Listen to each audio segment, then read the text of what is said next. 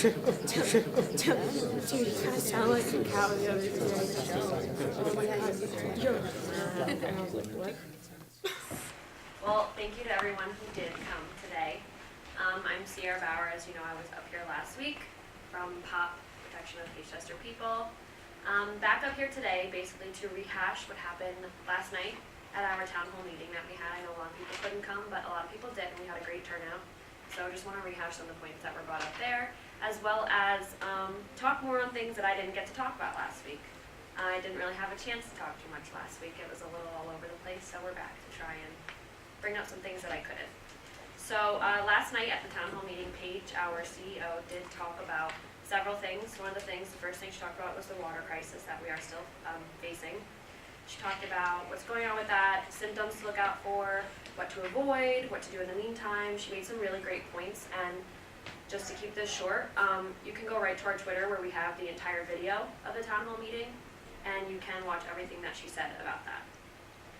She also talked about tenant rights. I know a lot of people were confused on that. Basically, tenant rights have to do with rights that belong to tenants, who are people who rent or occupy land that are owned by a landlord. So they have rights just like any other people. They have right to privacy. Landlords can't just bust in there to their apartments unless they notify them. And a big right they have is rent control. This is a big deal for a lot of people because Pagechester is not protected by rent control. We don't have a rent control policy. So this means, let's say, the Olympics does come in, it does happen, and people are moved out of their homes, and then there's people in surrounding areas that get to stay in their homes. They probably will and could still face rise in their rent, a rise that they might not be able to afford. So that's one big thing that she touched on that we hope to continue discussing. And then right on to the Olympics, discussing more facts about the Olympics. I know last week, I believe it was the Setters Times that asked Pagechester 2020 some pros and cons. I think it was a general question, pros and cons of the Olympics. And of course, they just touched on one of the cons, one of the pros, a few pros. And it was talking about the Olympics and how in Lake Placid it was a great turnout. And one thing I wanted to point out was that Lake Placid was in 1980. We are in 2018. A lot changes in 38 years. And she made the point that increased valuable tourism and it can boost local economies. But the flip side to that is that the financial drain is all on the host city. So no Olympic Games since 1960 has come under budget. And then each host city is responsible for these cost overruns in addition to the original budget. So from 1968 to 2010, the average cost overrun was 252% for Summer Olympics and then 135% for Winter Olympics. One big thing was that Rio 2016, most recent Olympics, they estimated that it would cost $3 billion. Well, it actually ended up costing somewhere around $13 billion. So how did the city compensate for that? They had to cut healthcare and police spending. With our water crisis and then the, as I quote, hooliganism that happened last night at a Choate FC game, I don't think we have room to cut on healthcare and police spending. So now I do want to open the floor for any questions that anyone has. Alexandra Belushi for Pagechester Daily.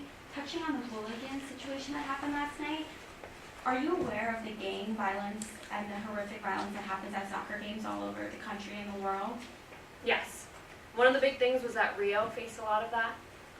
Rio had crime already, as it was, and then when the Olympics came in, it actually did increase that because these people in the outer areas, they do suffer.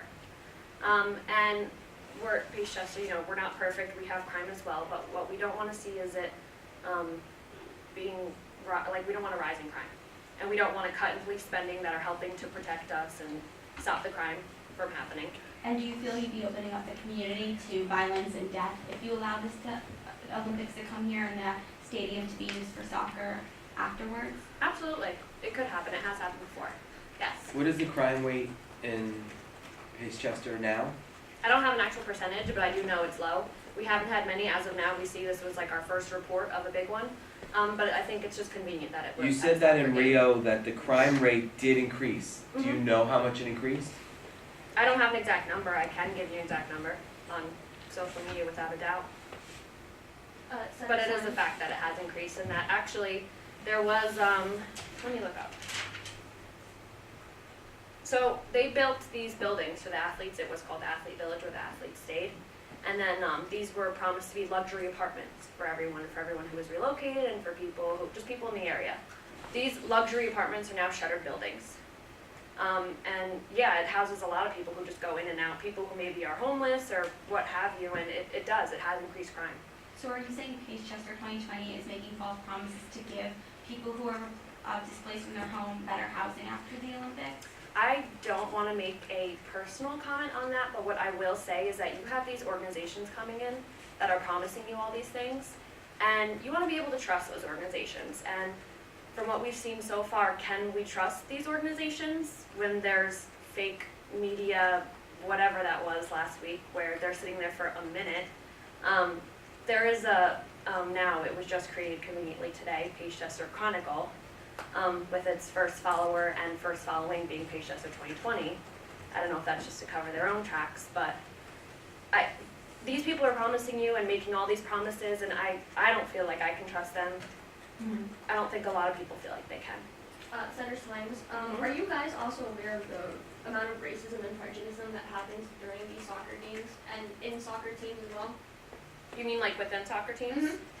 Absolutely. And I think one of the things actually when it comes to Olympics coming in, there's gentrification, there's relocation, there's a lot of people have reported like discriminatory cases, and like you just said, it already happens when it comes to sports. Don't want it to happen anymore. And how can you be sure last night was an isolated incident? How can we Prevent this from happening again, or make sure that this was an isolated? How can you promise the people of Pace Chester that what happened last night at the field was an isolated incident? hoping to get to the bottom of it, because I guess on the police report says the cause was still not known. And then again, like I said, we don't want to have to cut anything on police spending. I think the police did a great job by handling it. So definitely get to the cause, the bottom of it. What was it? Why did they start acting the way they did? And yeah, hoping the police stay on top of it. What is your response to CHOAFC's statement that it was false and that there was no game and no team? What do you mean? Last night? Yeah, CHOAFC released a statement a couple of minutes ago, actually, that the event that happened last night, the incident was false. So what is your response on that?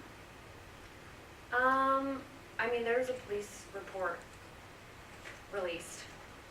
So I would like to have them dig further then, back up their statement, see who would make a false police report.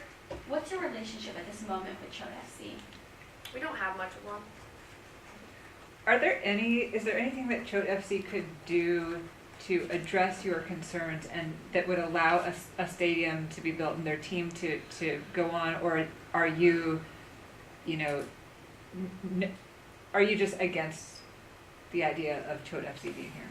We're not against it, and that was one thing that our CEO stated last night, was that, the Olympics can be a great thing, so with Pace Chester 2020, but we just don't think Pace Chester is the place for it. And when it comes to the soccer team, we haven't shut our doors on anybody. We're more than willing to discuss everything with the other sides, I guess you could say. But I remember in I think it was their first press conference, they did mention that when it comes to the people of Pace Chester and relocating people and their living situation, that it's not their problem. We just felt like, well, it's our problem, and we take care of it and we handle it. So that kind of rubbed us the wrong way, but our door's open. Our door's always open. What are specific things that you're looking for from CHOAFC in order for them to demonstrate that they can be a good neighbor? Probably a little more support, like in the community, if that makes sense. Right now, I'm just seeing a lot of scoping out places, and I don't really see them making an effort to include the community more in these decisions and really getting feedback from people and that kind of thing.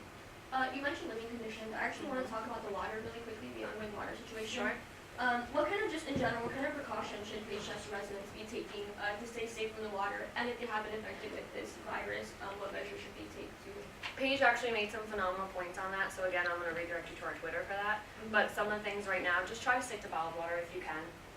If you can't, boil your water, but try to stay away from it until we can really get it handled. And then yeah, just go right back to our Twitter because she made some phenomenal points on it. And do we have an estimation of time of when hopefully the water will be safe? We don't right now, unfortunately, so we're just trying to handle it and put our focus on that. So if things like this are occurring now when it's just Pacechester residents, how do you feel it will impact if we had hundreds of people coming here for the Olympics and problems like this occurred? That's one of our biggest points, is that if this is happening now and we're having to handle it now, is it just gonna increase and is it gonna be more? And if so, how are we gonna handle it then with all of the spending that's gonna come with the Olympics?